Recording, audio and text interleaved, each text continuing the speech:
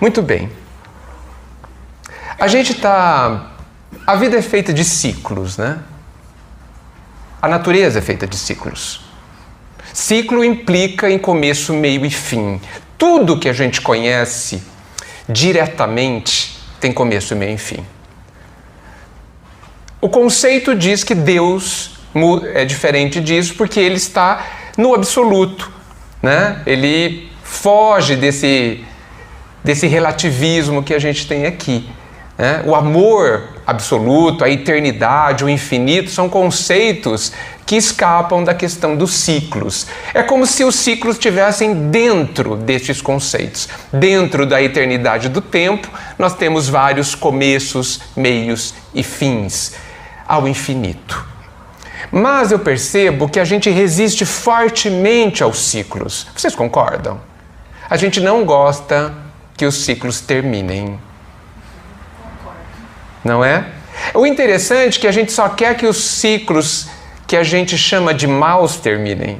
Esse a gente quer que termine bem rápido, inclusive. Não é? Mas a gente precisa ponderar que a nossa visão é sempre a visão de um estudante, de alguém que está em aprendizado e, portanto, muito imperfeita. A nossa visão não abarca o todo. Nós não sabemos enxergar as profundas razões que existem para uma série de acontecimentos na nossa vida.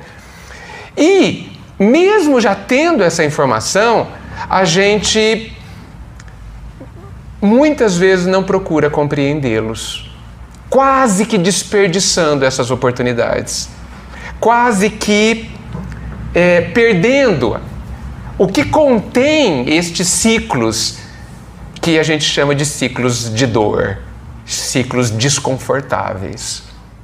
A gente, por conta dessa nossa visão tão pequenina, a gente gosta muitas vezes da imobilidade. A gente gosta de que nada se altere.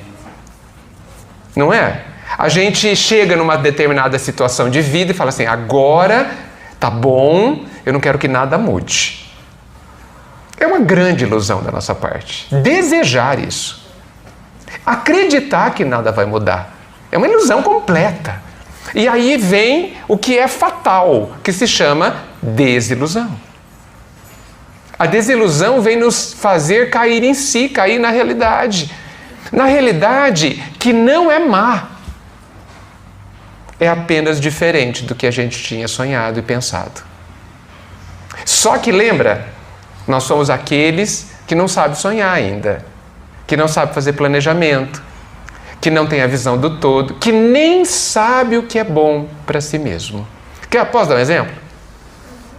Imagina uma criança de 5 anos que está lá brincando, tranquila. Aí a mãe e o pai pegam essa criança e levam no posto de saúde para dar uma injeção no bumbum. Essa criança vai chorar. E vai se perguntar, mas o que foi que eu fiz de errado? Por que estão me castigando? Por que as pessoas que me amam estão me ferindo com uma agulha? Essa pessoa estranha, a enfermeira, vem aqui e me fura, né? Ninguém está me protegendo, estou desamparado. Estava lá brincando, feliz, e agora vem o sofrimento. É assim que a criança de 5 anos pensa. Quer dizer, ela sente, ela não pensa nada disso, felizmente. Não é? Mas ela pensa que ela está abandonada. Aí o pai e a mãe falam assim, calma filho, isso passa, e isso é bom para você. Exatamente o que está no Evangelho. Calma filho, isso passa, isso é bom para você, tenha fé. Não é isso que está lá? Alguém acharia que esse meu exemplo é um exemplo de alguém maldoso fazendo mal para uma criança? Ninguém. E será que não é assim que acontece do Pai para conosco? Porque nós não temos uma idade muito maior de 4 ou 5 anos, espiritualmente falando. Às vezes eu falo que a gente tem 12, 14, só porque às vezes a gente é meio revoltado, né? Como um adolescente clássico. Mas às vezes a gente tem 4, 5 anos. E a gente acredita na ilusão que está na nossa frente. A gente acredita nas aparências da vida. Diz o dito popular que as aparências enganam, né? É um dito verdadeiro. Todas as aparências enganam. Todas deste mundo aqui, de matéria, que é nada mais um teatro, um cenário que foi montado com muito realismo para que a gente, personagens de uma história, viva determinadas situações para que a gente aprenda o conteúdo profundo delas. É só isso. Quando alguém mata alguém, é tudo mentirinha. Ninguém morre. Quando alguém fere alguém, não fere de verdade. Não machuca substancialmente, na profundidade. É só alguém que viu o seu sonho desfeito, viu o seu projeto não cumprido ou destruído, que lutou por uma coisa que não valia nada. É disso que é feita a nossa vida normalmente. Por quê? Porque a gente acredita nessa ilusão, chamado vida encarnado. E pensa que a gente veio aqui para fazer uma série de coisas e não veio. Muitas vezes para essas coisas que a gente imagina. Veio para outras coisas. No fundo, o Evangelho e o Cristo, me corrijam, nos diz que nós viemos aqui para aprender a amar, aprender a ser feliz. Aprender a ser feliz, porque nós não sabemos ser felizes. Não sabemos nem o que é isso. Olha só que interessante a nossa posição. Nós estamos à procura de alguma coisa que a gente não sabe o que é, só sabe o nome. Corremos o risco, e esse risco é real, de encontrar essa coisa tão desejada e falar, não é isso, é outra coisa que eu quero. Possivelmente já vivemos partes de uma felicidade que a gente não reconheceu. Olha só que perigo que a gente vive. A gente pensa, por exemplo, que a felicidade é aquela situação estática de sossego externo. Não, ela está tudo bem, a família está toda ajeitada, está todo mundo empregado, todo mundo com saúde, todo mundo se dando bem. Pronto, não quero que nada disso se altere. A gente pensa que isso é felicidade. Não é. Não é. Essa é uma hora boa para alguém levantar a mão e perguntar, então, e diga, ok, então o que é felicidade? Não é uma hora boa. Vou fazer de conta que alguém perguntou, então. Felicidade não é deste mundo. A gente já sempre aprende isso na doutrina. Então, a Paulina disse bem. Tem uma pergunta lá que Kardec fez para os espíritos e a resposta é que a felicidade não é desse mundo. Mas eu peço licença para ressaltar uma palavra da pergunta e da resposta que a gente não pode esquecer. A felicidade absoluta não é deste mundo. A que não é absoluta é deste mundo. Gente, há tanto amor ao nosso redor, há tanto amor dentro da nossa vida, do Pai para nós, de Jesus para nós, que até nesse mundo que a gente pode comparar a um hospital, ou a uma oficina, ou a uma prisão, esse mundo aqui que a gente chama de provas e de sofrimento, tem tanta felicidade à nossa disposição. Mas tanta, não é absoluta. Certamente que não é, porque nada absoluto mora aqui. Mas tem tanta felicidade e a gente não pega nem 1 centímetro.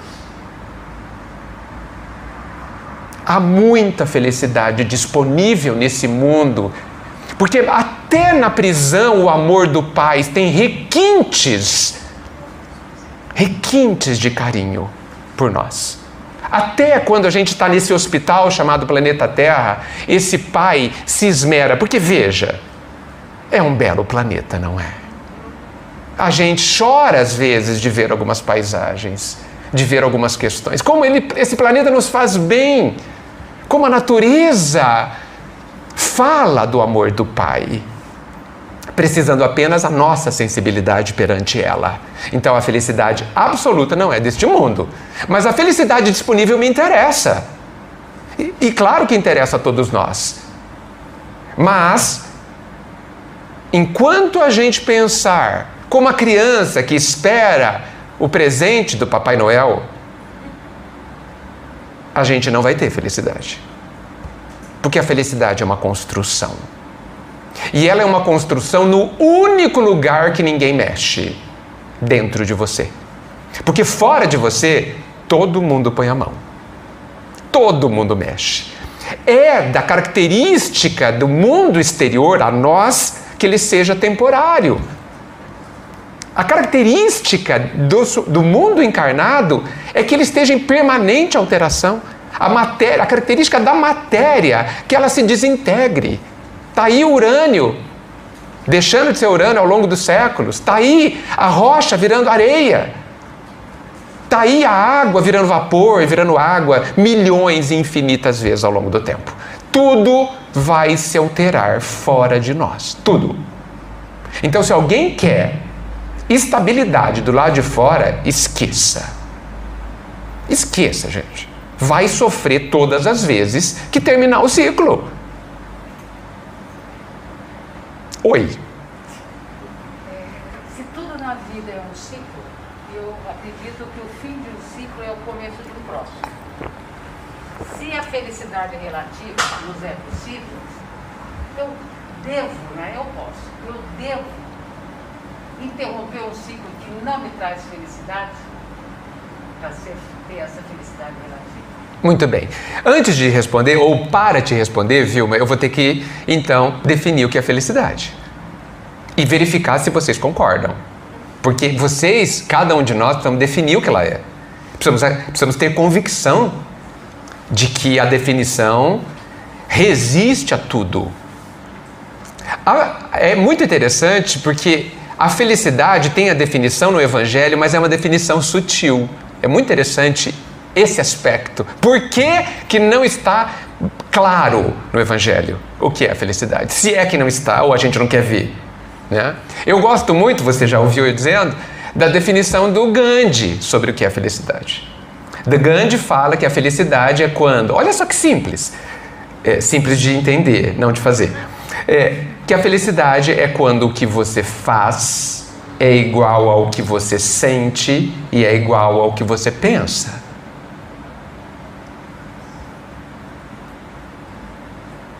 Ou seja, não há conflito interno. Quando você diz não, você sente que é não. Racionalmente conclui que é não e fala um não. E está em paz. E essa palavra de 3 letrinhas é o que eu entendo que o Evangelho diz que é a felicidade. A paz interior. Lá no Evangelho está escrito a paz na consciência. E a gente lê isso tão rápido e às vezes nem percebe que essa é a definição, no meu entendimento, de felicidade. Ou seja, Vilma, não importa o ciclo, não importa o tamanho do ciclo, o momento do ciclo. O que importa é se eu estou em paz com ele. Muitas situações, o ciclo está esperando que a gente feche. Muitas situações, porque a vida tem uma característica interessante, ela não admite regras, ela admite só conceitos. Não adianta colocar regra na vida, essa regra vai falhar. Na vida nós temos conceitos, e os conceitos precisam ser compreendidos e adaptados a cada situação. Por isso eu não vou falar que sempre a gente deve interromper os ciclos, ou nunca, não vou falar. Eu vou falar que, muitas vezes, a gente quer que o ciclo termine e ele não termina. A gente não quer que ele termine e ele termina. Muitas vezes a gente vai lá e tenta interrompê-lo. Isso está errado. Muitas vezes a gente interrompe e isso está certo. Nós vamos ter que aprender a descobrir em cada uma das situações o que é que a gente tem que fazer. Existem determinadas coisas na nossa vida que a gente vive e que elas devem ser interrompidas. Porque é a gente se auto-maltratando. A gente, hein? Se auto-maltratando. Eu não disse ninguém me maltratando. Né? No meio disso, eu me sinto obrigado a dizer uma coisa que você vai concordar, eu acho que todos também, que o ser humano não foi feito para aguentar as coisas, como a gente costuma tanto fazer. Né? A gente vive aguentando, né? Vocês percebem? A gente aguenta o chefe, aguenta o marido, aguenta a esposa, aguenta os filhos, aguenta o palestrante, aguenta um monte de coisa. Aguenta a doença, aguenta a velhice, aguenta a inocência, a imaturidade do outro. Nossa! E quem disse que é para aguentar? Está no Evangelho? Não achei. Não está escrito, aguente tudo. Tem outra palavra no lugar. E a gente, infelizmente, interpreta como sendo para aguentar. Porque quem aguenta, um dia não vai aguentar mais. Vocês concordam? Já ouviram essa frase, né? Não aguento mais. É claro. Claro. Aguentou porque quis, inclusive. Aguentou porque não entendeu. Desculpa. Nós somos feitos para compreender. Porque quem compreende não sente o peso da situação. Quem compreende está em paz. Pode estar numa guerra, no meio de uma guerra, mas está em paz. Pode ter alguém que você ama sofrendo do seu lado. Mas se você estiver em paz, você está em paz. Porque estar em paz estar em paz envolve 1 milhão de coisas, inclusive estar em paz com a sua impotência diante do sofrimento de alguém que você ama. Dá para dormir com essa? Difícil, né? Nós somos alunos e a vida cheia de amor, ela vai dando lições e provas do mais simples para o mais complicado, como qualquer professor iniciante sabe que tem que fazer. Imagine o Pai, que é mestre. Imagine Jesus, que é mestre. Então, nós temos lições pequeninas e as grandes. E vai ser nessa ordem. Mas eu estou no meio de uma grande e não percebi as pequenas. Disse bem, não percebeu. Possivelmente não passou nas pequenas. Também. Portanto, não se preparou para as grandes. Porque, gente, depois que você viveu 20 anos aqui encarnado, 20 anos não é muito. Dá para perceber como as coisas funcionam, né? Como que as coisas funcionam? Tudo acaba. Tudo é feito de ciclos. Quem planta, colhe. O que mais? O que mais que alguém de 20 anos sabe? Nós vamos desencarnar. Alguém de 20 anos já sabe. E esses dias eu fui a um velório e eu vi uma criança lá, devia ter no máximo 9 anos. Eu fiquei tão contente. Fui até parabenizar a mãe. Porque as crianças precisam saber que existe a morte e que ela não existe. Precisa se acostumar com isso, porque os pais vão desencarnar. E ela vai ter que ir lá no velório. E ela precisa saber como é que eu devo me portar, o que eu devo sentir nessa situação. E eu percebi que a mãe, que era parente, estava bem. E os filhos se espelham nos pais, nos adultos. E ele estava tendo ali uma boa lição. Fiquei contente. Vai ser um adulto mais preparado para essas questões. Então, como normalmente a gente vive distraído, porque a gente vive distraído, né, gente? A gente ainda acredita que aqui é um parque de diversões. Vocês perceberam? Aqui não é um parque de diversões. E aí está talvez uma das nossas maiores frustrações. Porque a vida aqui não funciona do jeito que a gente espera. E olha só que interessante, a gente estuda na doutrina que a gente tem plantações no passado que muitas vezes representam colheitas hoje. A gente chama de karma de forma não muito precisa, mas ela vem explicar bem, né? Que a gente colhe hoje o que plantou ontem. Perfeito. Mas eu penso que mais de 80% das nossas lágrimas não tem a ver com o nosso passado. Não tem a ver. Tem a ver com a forma como a gente pensa hoje. E o que você pensa hoje é sua escolha. Não é a escolha do Pai. É sua escolha. É sua decisão. E por isso eu insisto, eu gostaria de saber a opinião de vocês. Vocês concordam? Que a nossa cabeça, o jeito que a nossa cabeça a gente não precisa de inimigo. Precisa? Não precisa. A gente só pensa. Esse copo, possivelmente, para a maioria, está meio vazio, certo? Para a maioria. Mas ele pode estar meio cheio. Essa é uma forma de ver as coisas, gente. Como é que você vê a situação que você vive? Vou aproveitar. As coisas são uma oportunidade ou são uma tragédia? Você decide.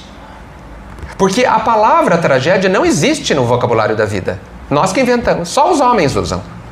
Só a humanidade usa. Para Deus não existe tragédia nenhuma, é tudo vacina. É tudo alguma coisa que nos protege ou nos fortaleça. Tudo. Tudo. E todos que nos cercam são professores. A gente vive pedindo para ter paciência, né? Para aprender a ser bom. Então vai ter que ter alguém bem ruim do seu lado. Como que você vai aprender a ser bom com alguém bom? Já temos a Jesus, não precisamos de mais ninguém. Você quer ter paciência? Vai ter um chato do seu lado, bem chato. Como você vai aprender com alguém legal a ser paciente? Impossível. E a gente não entende. A gente acha que aquela pessoa atrapalha a nossa vida, acaba com a nossa paz. Não, ninguém é capaz de acabar com a nossa paz. Só nós temos esse poder. E nós, infelizmente, usamos bem esse poder. Vivemos constantemente trabalhando a nosso desfavor. Por quê? Porque a forma como a gente pensa está em descompasso com as leis da natureza. O Cristo não veio falar de nada religioso, ele veio falar das leis da natureza. Quando ele diz para a gente orar e vigiar, não é um mandamento ou um conselho religioso. Ele não quer que a gente fique de joelhos para Deus. Deus não precisa disso, não está nem aí com a gente, de joelhos. Se a gente ajoelha ou não ajoelha. Ele nos deu um conselho terapêutico, de saúde biológica e espiritual, ou seja, íntima, que está relacionado a uma lei da natureza. É só isso. Mas a gente briga com a natureza. A gente não olha para ela, a gente não a respeita. Olha aí, o que a gente faz para uma planta frutífera produzir mais? Poda. Coloca adubo. E poda. Na hora certa, no tanto certo. E quando a vida nos poda, a gente reclama. Por quê? Porque não percebe que nós mesmos podamos as nossas árvores e nem imaginamos que talvez elas sofram. Talvez elas gritem. Talvez elas chorem. E elas se vingam de nós, sabe como, gente? Dando mais frutos. Porque esta é a lei do amor. Quando alguém nos machuca, eu faço o bem. Retribuir o bem frente ao mal. A natureza diz isso. E Jesus veio trocar em miúdos. Deixar mais claro. Porque se fosse esperar a gente ler isso na natureza, eu acho que ia demorar mais alguns milênios. Porque a gente anda muito distraído. Nem com o Cristo a gente ainda despertou de verdade. Então, assim, se alguém aqui declara que alguém é seu inimigo, alguém te atrapalha a ser feliz, isso é uma ilusão. E eu estou falando de tudo, hein? Estou falando de uma pessoa, na sua família ou fora. Estou falando do seu corpo. Meu corpo não me deixa ser feliz porque dói o meu joelho todo dia. Porque eu tenho diabetes. Porque é baixo, porque é alto, porque... Não, o seu corpo não é seu inimigo. Ele está te ajudando a entender alguma coisa que a gente não entendeu ainda. A grande questão é: você quer entender? Você quer aprender? Você quer ser um aluno dócil? Porque se a gente for um aluno dócil, as coisas vão ficar mais fáceis. Por que a dor chega? Porque o nosso couro é duro. O nosso coração muitas vezes está como uma pedra. E aí precisa vir a pancada do martelo. É por isso. O que vocês acham dessa minha história? Faz sentido, gente? É. Alguém quer comentar alguma coisa? Voltando um pouquinho que você falou, assim, que nem árvore, que ela sofre e depois ela retribui.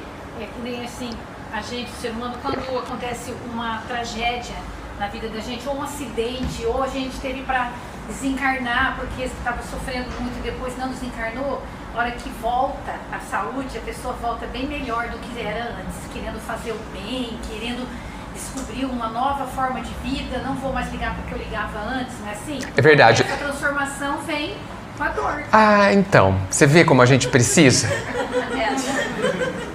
A gente precisa da dor, gente. Isso acontece muito com quem teve infarto. Já vi vários casos, não com todos, infelizmente, mas muita gente que teve infarto nunca fazia academia, nunca se cuidava. Não é fazer academia, é se cuidar. Gente, se cuidar... Uma casa de caridade, fazer caridade também, achando que foi punido e que Sim. agora ela tem que modificar. Sim. É uma transformação boa. Sim, é uma transformação. A pessoa talvez acorde. Porque nós precisamos... A lei maior diz o seguinte: amar o próximo como eu amo a mim mesmo. Então, quando eu cuido de mim, eu estou me aproximando do amar a mim mesmo, que está na lei. Isso não é egoísmo, gente. Existe um Deus dentro de mim. Eu sou filho desse Criador. Eu sou uma obra-prima dele. Eu tenho que cuidar disso. Eu tenho que me respeitar. E quando eu não cuido de mim, eu não me amo. Então, as pancadas, que a gente chama de pancadas, mas são só lições. As pancadas da vida apenas têm o objetivo de nos abrir os olhos. Nada mais. Nada mais que isso. Mas a gente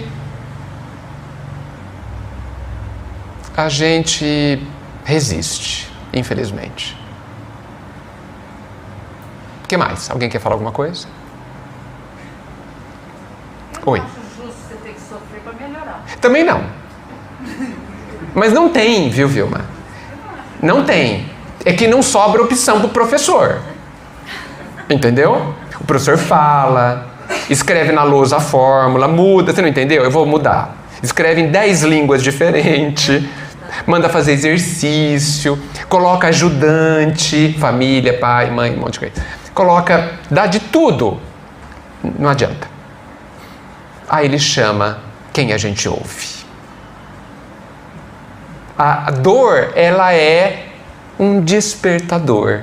Interessante estar no final do despertador a palavra dor também. Ela só vem para nos despertar. Ela não tem outro objetivo.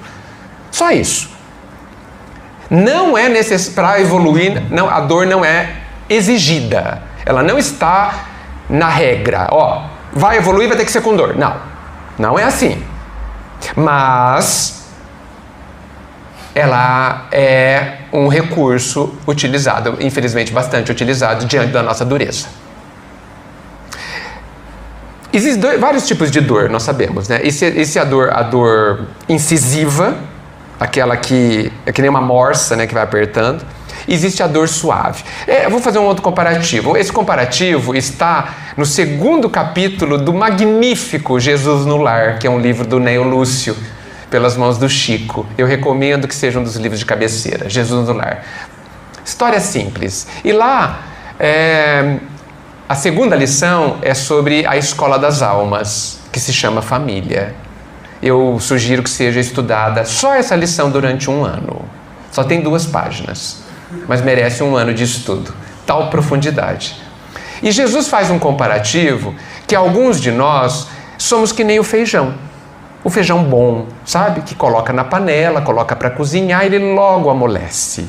E aí ele se torna útil. E aí ele fortalece os corpos, ele alimenta, tira a fome. Ele é caridade. Ele é expressão do amor. Mas existe alguns legumes ou alguns feijões que não amolecem. Aí o fogo aumenta. E aumenta. E fica 3 horas cozinhando. Isso é dor. A dor é este fogo aceso para nos amolecer. E como a Paulina disse, só algumas dores às vezes são capazes de nos amolecer. E às vezes não é rápido, não. Às vezes passa a vida inteira sofrendo e não amolece. Já temos esse caso, infelizmente. Né? Vai precisar de outros fogos fermentando ali, cozinhando ali, para ver se a gente se decide. Porque esse amolecer ou não também é uma decisão. Também é uma decisão. E aí vão falar, mas Deus é muito mal. Não. Deus não se conforma com a felicidade medíocre que a gente aceita viver. Quando a gente fala, está tudo bem, estou tão feliz, ele fala, meu filho, só isso. Que pobreza dessa felicidade que você acha ótima. Eu tenho uma felicidade aqui que você nem imagina. Eu tenho quilômetros de felicidade, quilos, toneladas de felicidade, você fica com essas gramas, e aí ele vem e muda tudo. Joga a gente para cima e espera cair. André Luiz chama essa dor de dor-evolução. Está num dos livros dele que eu não consigo fixar qual é o nome.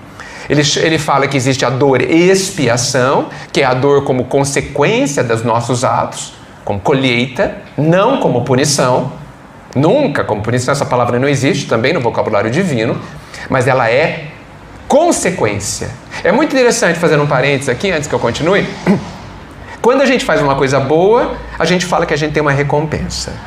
Quando a gente faz uma coisa ruim, a gente tem punição. A gente é curioso.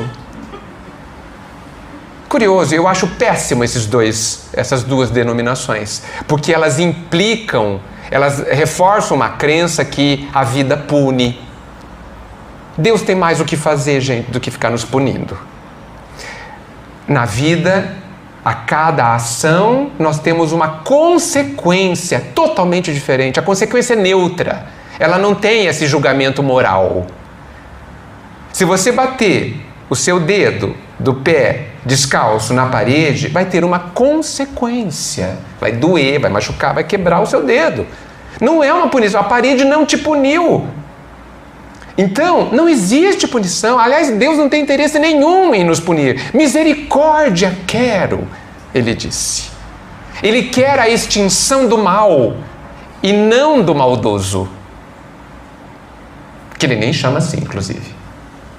Nós não somos maus, nós somos ignorantes.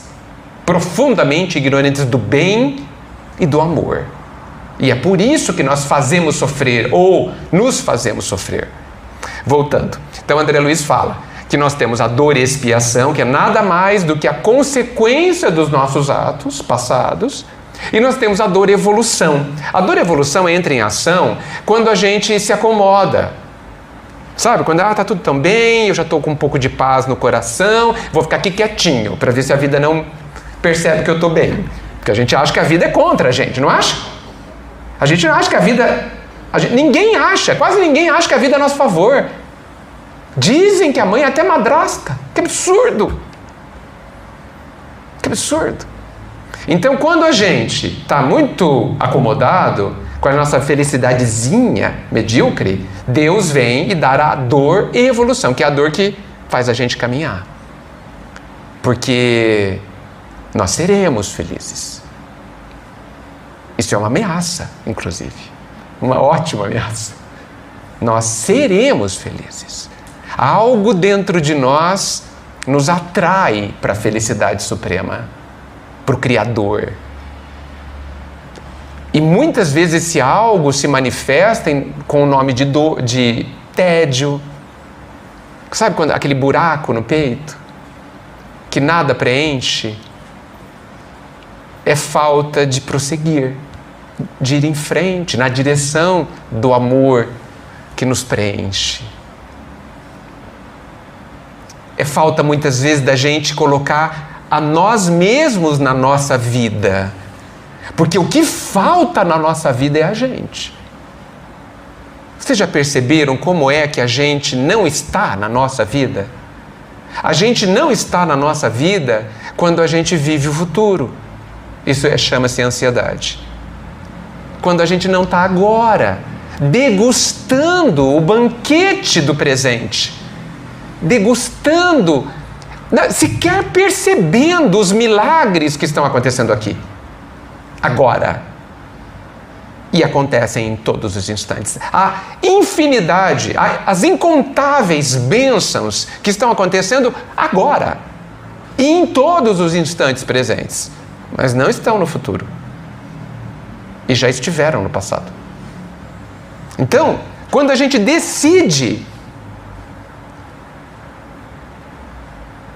alimentar a nossa ansiedade, porque nós alimentamos a nossa ansiedade. Eu conheço ansiosos que adoram ser ansiosos. Como eu já conheci perfeccionistas que adoravam ser perfeccionistas, até que descobriram que isso era uma coisa que lhes fazia mal. No meio da ansiedade está o medo. Medo da vida, do que vai acontecer. E se eu disser para vocês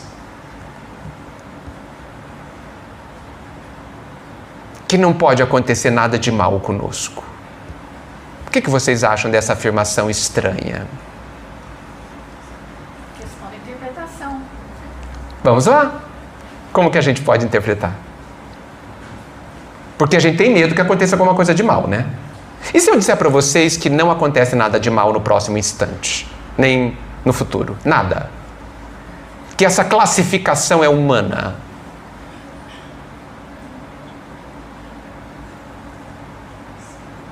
Porque se a gente acreditar que pode acontecer alguma coisa de mal, eu concordo que a gente deva andar ansioso e com medo. Concordo plenamente. Também andaria. Agora, por que aconteceria alguma coisa de mal? Na cabeça de vocês deve estar parecendo, mas eu não sou uma pessoa muito boa, ontem eu fiz aquilo, eu penso em tal coisa. É por isso que a gente acredita que vai acontecer alguma coisa de mal, não é? Não vai. Vai acontecer apenas a consequência do que você pensou, sentiu e fez. Aí fala assim, então eu devo ficar bastante com medo. Não precisa ficar com medo, vai acontecer independente disso. Mas, Edgar, quando a gente é bombardeado dessas informações, você viu fulano, caiu no buracão, não sei o que, passou por cima do viaduto, esses casos de pedofilia, todos os dias você é bombardeado com todas essas informações. Daí você fala, meu Deus, dei 3 voltas no cadeado, no portão, né? Não tem como. Não adianta nada, eles pulam o portão. Eu sei, mas assim, não tem como. Alguma coisa a gente acaba pegando. É verdade, é verdade. O problema está em a gente ter visto a notícia. Não, eu não vejo, eu ouço os outros. Nem ouça, não veja, não ouça, não importa. Gente, tudo que a gente se alimenta de pensamentos e de sentimentos também. Então, é claro que eu não estou dizendo para a gente ser alheio ao mundo. Eu estou dizendo para a gente se perguntar do que me serve. O que eu estou buscando. Quem busca, encontrará. É da lei da sintonia. Por que eu ouço? São colegas de trabalho, estão ouvindo. Sai de perto. Não preste atenção. Não dê importância. Porque o que aconteceu com aquela senhora é a vida dela. Não estou dizendo para a gente ser indiferente, estou falando que é a história dela. Não tem a ver com a sua ou com a nossa história. A minha história construo eu. Estou construindo, queira ou não. E outra coisa. Por que a gente ainda tem medo da morte? Eu gostaria que alguém me explicasse.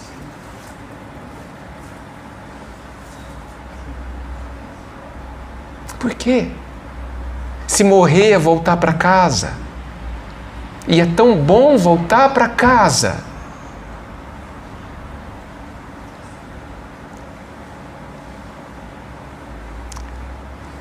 Por que nós temos medo de alguma coisa que não existe? Que é só um vou ali e já volto. Só isso, gente. Só isso. Mas isso não é um ato de preservação do corpo humano? Sim, foi bom você falar nisso. É evidente que eu não estou dizendo para a gente querer a nossa morte. Porque, de fato, nós temos o nosso instinto de conservação, que você lembrou muito bem. Então, nós precisamos defender o nosso templo, chamado corpo, de todas as formas. Veja, eu não estou me referindo àquele medo normal que nós temos diante do perigo verdadeiro. Um leão, um carro vindo na minha direção, vai me atropelar, eu não vou ficar ali parado, agora eu vou voltar para casa. Claro que não, né? Não, tudo bem, vai lá, tu voltar para casa logo, vai ser ótimo. Não, tem que pular fora. Tá certo? Só faltava, né? Quando eu estou me afogando, eu tenho que nadar, né? Eu tenho que gritar por socorro, tenho que fazer alguma coisa. Não estou falando disso. Eu estou falando de uma questão de uma forma de ver, entende? Porque aconteceu. Como que eu vou viver isso? Essa é a questão que a gente pode se preparar. Aconteceu. Por mais que a gente se cuide, vai acontecer. Tá, como que eu vou lidar com isso? E por que eu tenho que esperar chegar para lidar com isso? Eu posso lidar agora. Por isso que eu falei de ir ao velório. O velório é um negócio fantástico. Porque é o meu futuro que eu estou vendo. Sim. Puxa. É fantástico. Olha, gente, isso é tão antigo. Sócrates, aquele filósofo, ele foi condenado a beber veneno. E ali já, depois de tomar o copo, perguntaram para ele como ele gostaria de ser enterrado. Ele falou assim, não me importa. Eu não vou ser enterrado, eu já disse isso para vocês. Quem vai ser enterrado é só o meu corpo, eu não estarei ali. Não sofram por mim. É isso. É uma casca. O que morre, por isso que eu falei, nada nos fere substancialmente, quer dizer que nada nos fere em espírito, que somos nós. Eu sou um espírito, como vocês. Eu não estou dizendo que a gente não vai ter saudades dos que foram. E que nós vamos ter saudade quando formos dos que ficaram. Mas a gente podia ter uma saudade boa. Eu gosto de pensar que existem dois tipos de saudade.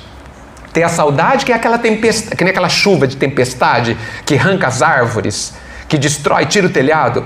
Essa não é uma chuva boa. Essa não é uma saudade boa, porque ela machuca.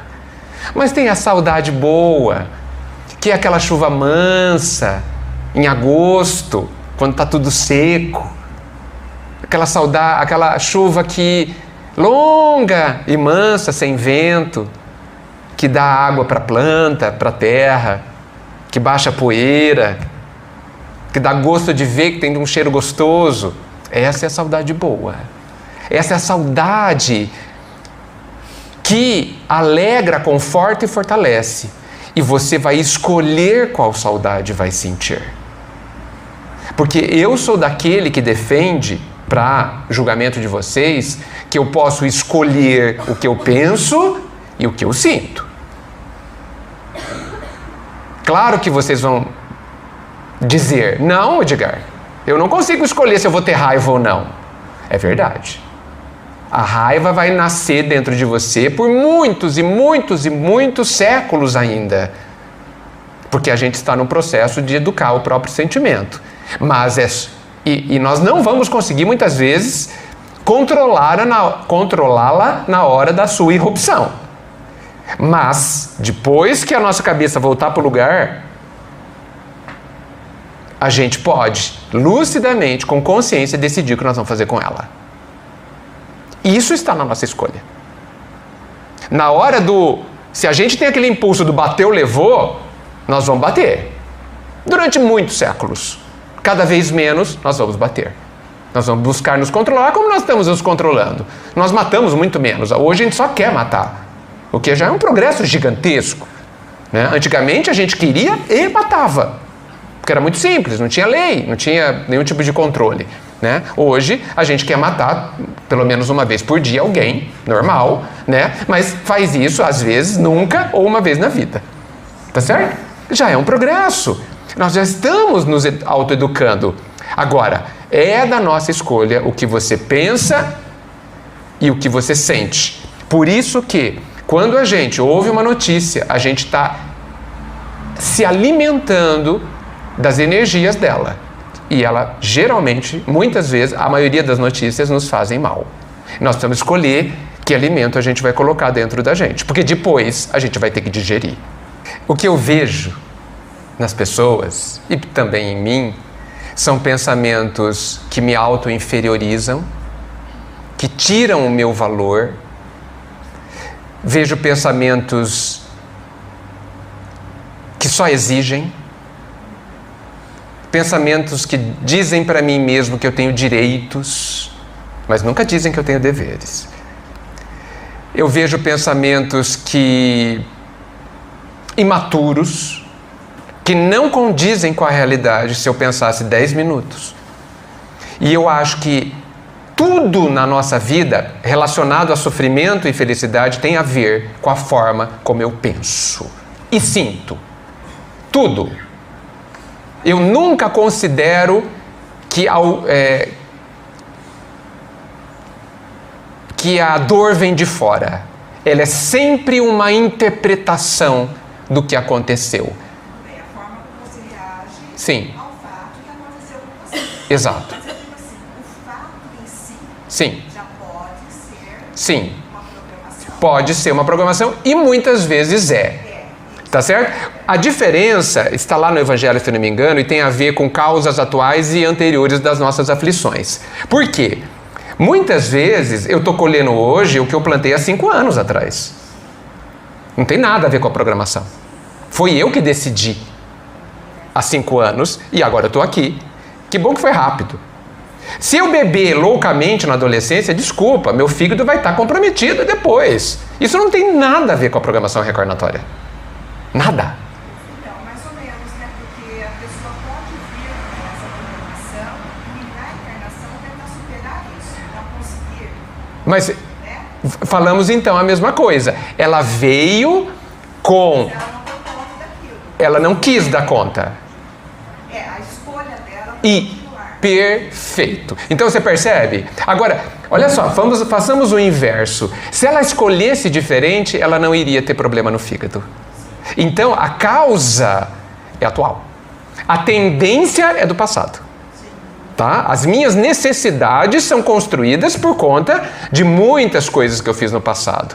Por isso que se a gente olhar para as nossas tendências, eu nem preciso saber qual é o meu passado, eu já imagino. Já imagino e não quero saber. Prefiro ficar só na imaginação, né? Então, a diferença está nessa questão. Você tem razão, é claro que existem coisas que já foram programadas. Por exemplo, a família que eu vou nascer está programada. Algumas fragilidades orgânicas estão programadas. Algumas deficiências físicas estão programadas, sem dúvida. Essas falam claramente da programação reencarnatória. Claramente. Mas o resto é decisão de dia a dia. Por isso que eu entendo que a doutrina espírita é uma forma de ver para gerar uma nova forma de viver a vida. Porque se eu mudar a forma como eu encaro os acontecimentos, eu mudo a vida toda. Se eu parar de acreditar, porque é uma crença horrível, de que alguém me faz feliz ou faz infeliz, porque isso é uma ilusão, gente. Uma ilusão. Ninguém pode nos fazer felizes. Existe um texto, uma página que tem que ser mais 1 ano de leitura, mas é uma página só, 1 ano de estudo. Esse eu sei onde está. Está no livro Ação e Reação, no capítulo Resgate Interrompido, aonde Hilário, que é o parceiro do André Luiz, pergunta para o assistente, que eu não lembro o nome, por que aquele casal se casou? Porque o marido tentou matar a esposa, nesse capítulo. E aí eles deram um jeito de não deixar. Foi um resgate interrompido. E aí perguntaram, puxa, mas eles não se amavam? E a explicação eu não vou conseguir dizer para vocês. Não sou capaz. Mas o trecho que me interessa, ele diz assim, o amor entre duas pessoas é uma aspiração de eternidade. Ou seja, uma coisa que é ainda uma aspiração, né, que a gente aspira a ter, deseja ter. Mas os nossos desejos mudam. Mas hoje a gente tem mais desejos do que amor. E os nossos desejos mudam todos os dias. Então, a forma como a gente pensa, aquele conjunto de crenças que a gente se acomodou a ter, alguns a gente recebeu da nossa família, e eu insisto em dizer que a gente se acomodou com eles. Ah, meus pais me criaram assim. Ok, mas você tem quantos anos? Já sabe pensar? Já. Então você pode jogar fora o que seus pais te disseram sobre aquele aspecto, respeitando e sabendo que eles fizeram o melhor que eles podiam. que eles te amaram te dando aquilo que você pode considerar a partir de hoje algo imperfeito. Joga fora. Porque é muito cômodo. Meus pais me ensinaram assim, eu vou continuar fazendo isso. Ok, vai continuar recebendo as consequências disso também. Eu sou o Senhor da minha vida. Nós somos os senhores da nossa vida.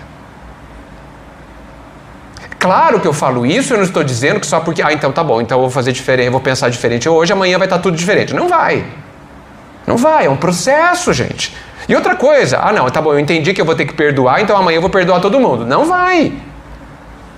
Não vai. A gente não sabe fazer assim, a gente não consegue. É um aprendizado longo. Ninguém aprende, é alfabetizado num dia de escola. Nós precisamos de anos. Escrevendo o alfabeto inteiro, todas as sintaxes, a gramática, etc. e tal. É um processo. Imagine o processo de aprender a amar.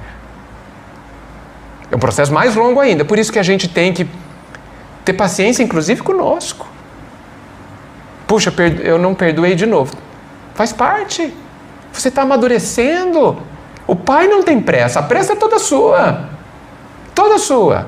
Não tenha pressa. Respeite-se. Se a gente é capaz de respeitar, hoje nem tanto, mas respeitar que a manga só amadureça em dezembro, porque hoje tem manga todo dia, né? Se a gente esperava dezembro, sem chorar, por que a gente não pode esperar que a gente amadureça? No nosso tempo. O Pai espera. O Pai não nos pune porque a gente tem a nossa velocidade, cada um tem a sua. Nunca. Respeita, nos ama, ajuda, entende, ampara. Sempre. O que a gente precisa fazer para mudar essas crenças terríveis que a gente tem é acreditar na desgraça. Sendo que todas elas são apenas lições que vão nos ensinar alguma coisa que a gente não sabe. Por isso que a gente não gosta. Porque não somos alunos que se compenetraram que somos alunos. A gente já quer a roda gigante, a montanha russa. É o que a gente quer, como crianças que não querem largar os seus brinquedos para ir na escola, mas que o pai e a mãe fazem chorando se for necessário. De lá depois dos 30 anos ele agradece. Porque o Deus não está nem aí com os nossos mimimis, gente. Nem aí. Ele vai aplicar a injeção, a vacina de qualquer jeito, vai mandar para a escola de qualquer jeito. Porque Ele nos ama. A ponto de chamar a mestra dor, o último recurso, para finalmente nos ensinar a entender que nós podemos ser felizes, inclusive, no meio de uma prova bastante trabalhosa. Para isso, eu peço que vocês leiam o final do livro Memórias de um Suicida, onde nós vemos ali um suicida, possivelmente em algum estado do Nordeste, possivelmente perto de um mangue, talvez eu possa chamar de casebre, mas talvez eu esteja exagerando, né? Abandonado pelo pai e pela mãe, porque completamente com o seu corpo distorcido, sem conseguir falar, com dores, velado por uma irmã que fazia alguma coisa ali, que conseguia, com seus trapinhos, algum alimento para ele. E amparados por alguns espíritos que perceberam que ele estava feliz por estar ali. Porque ele finalmente tinha reconhecido, e foi uma programação reencarnatória sem dúvida, ele tinha pedido que fosse aquilo, mas ele pediu não como a gente pede, porque a gente pede lá de lá, depois se arrepende aqui. Né? Eu conheço o caso de uma amiga que num sonho pediu, não, mas eu não quero mais essa prova. Aí ele falou, tarde demais. Tá certo? Mas disse uma coisa, fazendo esse parênteses, uma coisa muito importante que a gente podia guardar. Ele disse, vai valer a pena. Vai valer a pena. Fecha parênteses. E ele estava feliz ali, porque ele tinha compreendido que aquele era o caminho para o seu equilíbrio interior. Aquele era o caminho, era a cirurgia que ele tinha que sofrer através daquele corpo deformado, daquela situação de penúria, para começar a construir a própria paz, sinônimo de felicidade. Feliz, gente. E aí a gente é obrigado a fechar o livro e falar: meu Deus, o que eu preciso mudar em mim para ser capaz de ser feliz numa situação como a que ele vive? Essa é uma boa pergunta para a gente encerrar. Mas eu vou deixar aqui a reclamação que vocês falaram muito pouco. Tá bom? Eu gostaria que vocês analisassem, eu coloquei muitas questões aqui, algumas foram propositalmente provocativas, e vocês precisam decidir o que vocês vão aproveitar e vão jogar fora. Porque é evidente que eu não acertei em todas as questões. Merece o aperfeiçoamento de várias questões que eu coloquei, aprofundamento sem dúvida. Mas, como vocês são responsáveis pela própria felicidade, pela própria vida, essa decisão não me cabe. Cabe a cada um de vocês. O bom, o maravilhoso é saber que não está na mão de ninguém. Não está na mão da esposa, do marido, dos filhos, da mãe, do pai, do governo, de ninguém. Está na minha mão. No que eu vou me tornar? E talvez já esteja na hora da gente querer se tornar alguém cheio de paz dentro de si, não importando o que esteja acontecendo fora de nós. Quando eu falo de fora de nós, eu incluo o corpo, viu? O corpo está fora de nós também. Não importa nem o que esteja acontecendo com o meu corpo. Há uma maneira de eu ter paz até no meio da minha doença. Porque veio ela para me ajudar como professora a entender o que eu ainda não entendi. Eu não vou pedir para Jesus nos abençoar, porque Ele abençoa sem pedir. A gente nem precisa merecer. Ele já nos ama, sem que a gente mereça. Que assim seja.